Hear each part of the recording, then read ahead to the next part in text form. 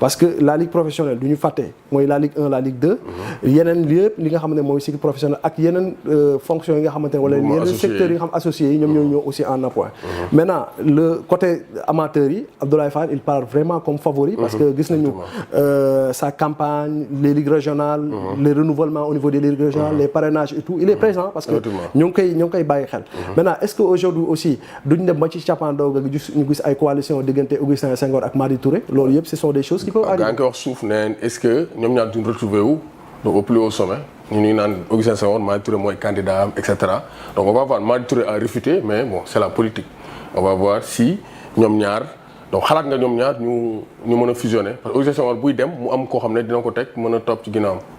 mais Augustin Senghor aujourd'hui il devait sortir par la grande porte. Aujourd'hui bu defee élection ñu gagné ko. day xaw a un peu entaché li nga xamante ni jot na ko def au niveau de la fédération sénégalaise de football ci loolu laa déparé sax. parce que Augustin Senghor du ñu fàtte aussi poste bi nga xamante ni moom la doon xëccoo. fële ca FIFA. bu ko amoon est-ce que aujourd'hui dina fi nekk di xëccoo la présidence de la fédération sénégalaise. ba pare dagguma la sax mais il a démissionné au niveau du poste de vice-président donc CAF donc pourquoi mu bëgg a toogaat fii. Donc il devrait tout laisser une autre équipe diriger le football sénégalais. Logiquement. Peut-être qu'il a d'autres considérations. Je pense qu'il va répondre peut-être à l'invitation prochaine de Sénégal Sport. Bu ñu ko woowee par rapport ak une invitation, par rapport à son projet, par rapport à son programme pour le football sénégalais. Est-ce que les votants, parce que aussi ce ne sont pas les médias qui vont voter, ni les animateurs, ni les journalistes. Est-ce que ñi nga xam ne ñoom ñooy voter dinañu tànn la continuité ou bien ils vont choisir une alternative avec Madi Touré ou bien avec Abdoulaye Fall ou bien avec Maître Camara ou bien avec Aliou Goloko. Loolu yëpp ay mbir la mais Augustin Senghor mu dem ci élection bi mu daal di koy perte. je pense que loolu dina entacher un peu li nga xamante ni liggéey na ko boobu ba léegi au niveau de la fédération ak li nga xamante ni moom mooy le titre continental la Coupe d'Afrique bi Sénégal jël sous son magistère. Voilà, merci beaucoup. Donc le Sénégal Sport est ouvert donc à tous les candidats donc pour venir exposer votre programme et parler aux Sénégalais parce que les Sénégalais ont besoin d'avoir confiance en vous. Donc Sénégal Sport ouvre toutes ses portes à tous les candidats donc pour la ligue et aussi pour la fédération. Justement, on va parler de la ligue. On a des candidats. Là-bas, ça sera chaud parce qu'on aura donc Babacar Ndiaye surtout Teungueth FC Ablaye Sow. Je pense que ça sera le grand duel donc pour la présidence de la ligue. Il y a aussi Djibril Wade qui veut se maintenir. Est-ce que Djibril Wade a des chances vu donc son bilan au niveau de la ligue donc professionnelle? Bon, Djibril Wade qui est candidat, il y a le président Ababacar Ndiaye de Teungueth Football Club. Il y a aussi Mame Adama Ndour de Jamono Fatick. li ñuy wax rek mooy Ligue Pro nekk na élection aussi bu metti parce que en étant le président de la Ligue Pro da ngay nekk vice-président de la fédération sénégalaise de football. Donc loolu aussi dafa nekk enjeu de taille parce que aujourd'hui Babacar Ndiaye de Teungueth Football Club il est avec Madi Touré. Donc loolu ça montre que Teungueth aussi ils sont en train de travailler pour vraiment ñu toog ci yenn instance avec la présidence de Mbaye bi nga xamante ni moom moo diriger la Ligue régionale de Dakar. Aujourd'hui si ki nga xamante ni moom mooy Babacar Ndiaye parce que déglu nañ ko bu baax. et déglu nañu vraiment li nga xamante ni wax na ko Abdoulaye Sow qui a été aussi au niveau de la Ligue amateur moom itam mu daal di xëccoo pour nekk au niveau de la Ligue sénégalaise de football professionnel. Abdoulaye Sow AS Kaffrine nekkoon na amateur aujourd'hui nekk na Ligue Pro. Est-ce que aujourd'hui résultats yi nga xamante ne def na ko au niveau de la Ligue amateur. résultats yooyu noonu war na tax ba ñi nekk ci Ligue Pro bi tànn ko. Abdoulaye Sow aussi à un moment il a des ambitions yi nga xamante ne qui sont affichées.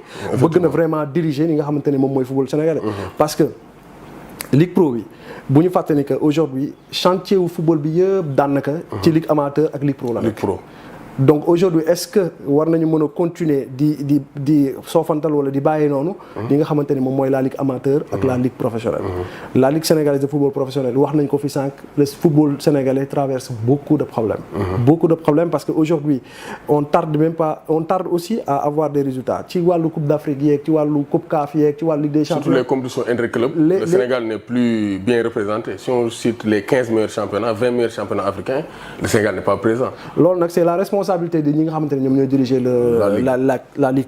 Parce que ligue war na mën a liggéey de façon ba championnat sénégalais mu nekk benn championnat bu attractif. ba yenn jours yi mën na jógee yeneen réew yu bari ñëw fi. par exemple aujourd'hui le Soudan bu demee bay xëcc yenn jours yi. di leen fay yenn salaires yi.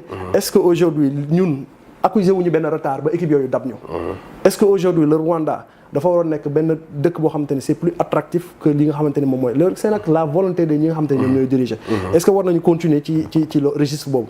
parce que bu nekkee mën nañu retenir des joueurs di am ay salaires yu baax les joueurs préfèrent rester dans leur pays et continuer di jouer continuer aussi di renforcer li nga xamante ni moom mooy les résultats au niveau des compétitions interclubs. léegi nag yooyu yëpp c'est des questions yoo xamante ni Babacar Ndiaye déglu nañ ko ci wàllu marketing lu mu wax et puis on voit aussi Teungueth c'est un club boo xamante ni pratiquement sur le plan marketing sur le plan sponsoring c'est un club qui sort du lot par rapport ak yeneen équipes yi nga xamante ni ñaari tali qui est aujourd'hui au niveau de la Ligue 2 et qui traverse beaucoup de problèmes même si équipe bi ci dernière phase de Ligue 2 bi xeex na ba assurer son maintien au niveau de la Ligue 2. maintenant d'après yow kan ñeneen ñooy favoris yi ñoom ci ligue bi. boo nu génnee ñaari favoris. bon je pense bien les deux favoris.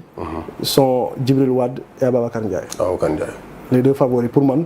ci ñi nga xamante ni au niveau de la Ligue sénégalaise de football professionnel. D'accord. Voilà, merci beaucoup Cheikh Sadbou. Donc on va fermer la phase football local. Donc on va poser la question Coupe du monde des clubs. La Coupe du monde des clubs vient de se terminer avec la victoire de Chelsea. Chelsea gagné na ko contre toute attente, on va dire contre toute attente, c'est une surprise parce que avant kenn xalaatu woon Chelsea gagné ko. Noo gisee compétition bi rapidement ak la victoire de Chelsea sur le PSG qui était en pleine bourre.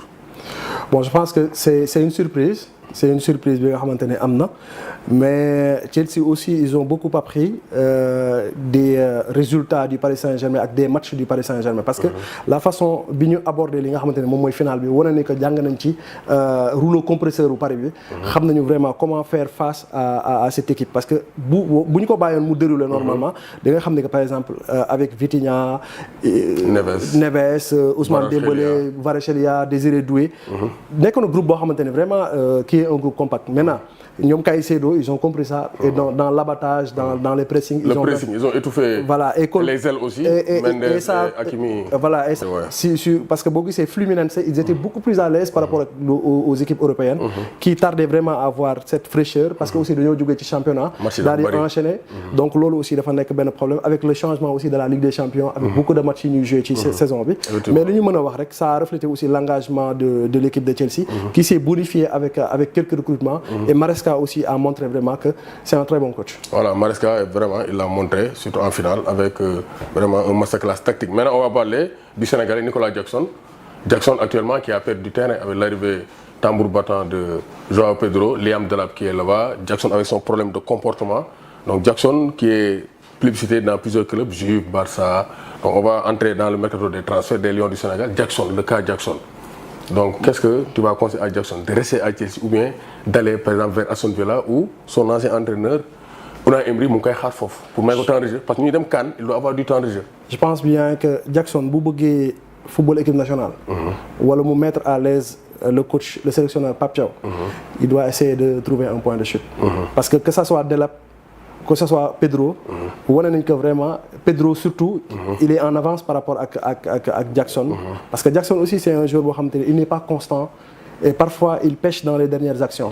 Est-ce que loolu Chelsea pare na pour baal ko parce que quand on regarde les championnats anglais, les cartons rouges aussi. Avec les cartons rouges aussi son comportement dans le groupe loolu day jouer man nag pour man c'est le moment de sortir et de trouver un beneen point de chute foo xamante ni il sera bien considéré parce que aussi Jackson c'est un attaquant boo xamante ni il peut jouer que ça soit excentré ou en pointe ba muy nekk Villarreal ba muy nekk ci yeneen club yëpp wane na ko donc est-ce que aujourd'hui war na mën a toog foo xamante ni avec les compétitions yi di ñëw Coupe d'Afrique yi Coupe du monde yi nga xamante ne Sénégal dañuy ñaan yàlla mu qualifier est-ce que war na mën a toog ci équipe boo xamante ni il sera relégué au troisième plan derrière des joueurs qui viennent d'arriver et qui ont vraiment montré aussi leur talent Delap loo ko mënti waxal c'est un anglais ici connaît xam na naka la koy defee loolu moo tax Chelsea a misé sur lui. Pedro aussi il a montré depuis son départ de Fluminense jusqu'à mu atterrir Brighton.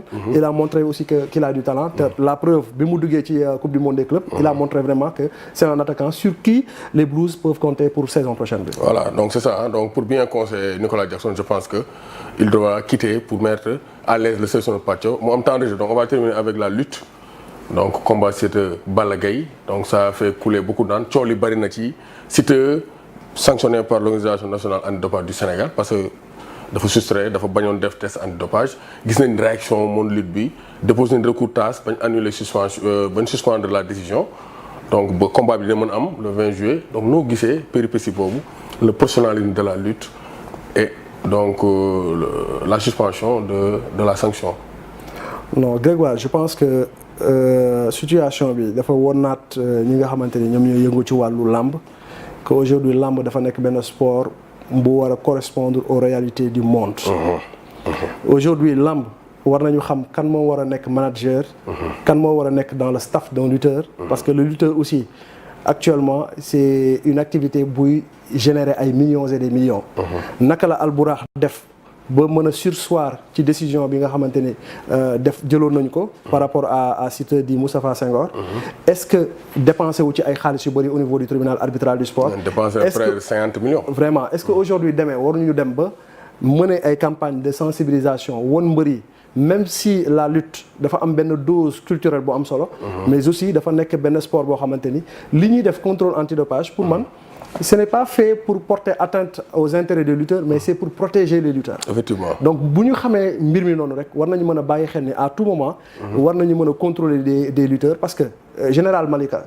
woo nañu ko ñu ñëw contrôler ko. te bu ñu koy woo il était presque à plus de 500 kilomètres de Dakar. mais il est venu mu daal di koy def Modou Lo bi nga xamante ne moom moo nekkoon l'adversaire de Siteu. roi des arènes moom respecté na ko. et donc loolu il faut que ñu dugal ko ci mindset ñi nga xamante ne ñoom ñooy bëre. mais aussi ñu wax ak ñi nga xamante ne ñoom ñooy def le contrôle antidopage. par rapport ak moment bi ñu ko war a defee. ak moment fi ñu koy defee. est-ce qu'on va vers une fédération de lutte.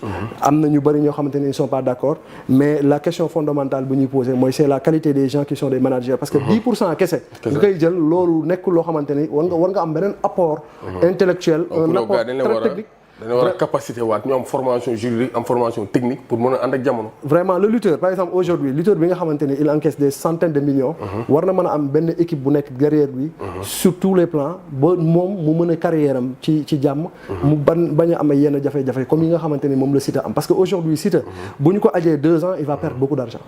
est-ce que aujourd'hui bu nekkee moom amoon na des conseillers amoon na benn staff bu baax bu nekk derrière lui dina ko mën a orienter dina ko mën a gindi. par rapport ak li nga xamante ni moom mooy les décisions mais par rapport ak li nga xamante ne moom mooy les conséquences qui peuvent sortir par exemple d'un refus wala d'un comportement vis-à-vis de certaines instances. Effectivement.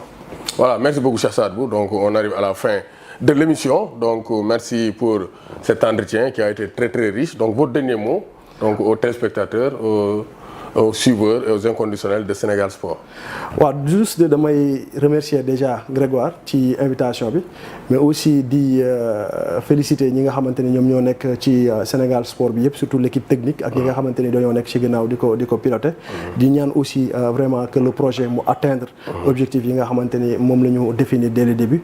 di ñaan yàlla aussi lépp li nga xamante ni ñu wax nañ ko fi mu nekk loo xamante ni dina jëriñ ñi koy déglu di ñaan aussi vraiment gars yi ñu dem abonné ci plateforme yi nga xamante ni moom mooy plateforme Sénégal Sport ci yeneen émission peut-être que dinañu am la possibilité de revenir pourquoi pas boo la ñu invité incha allah ñu daal di ñëw waxtaan faram fàccee lenn non loolu amul problème foo jëlee doom delloo fa sa loxo toi tu es un gars de la maison donc tu seras toujours le bienvenu pour nous décortiquer l'actualité du football et du sport sénégalais donc loolu leen indiloon tey ci première édition premier numéro donc maître du jeu donc à chaque fois dinañ leen indil ay invité de marque pour ngeen mën a donc am taataan seen xam-xam seen expertise ci football ak ci sport sénégalais donc on vous donne rendez-vous pour un autre numéro de maître du jeu n'hésitez pas à aller vous abonner sur des différentes plateformes YouTube donc Facebook et donc TikTok de Sénégal Sport doomu Gaynde Njaay warul tiit warul ragal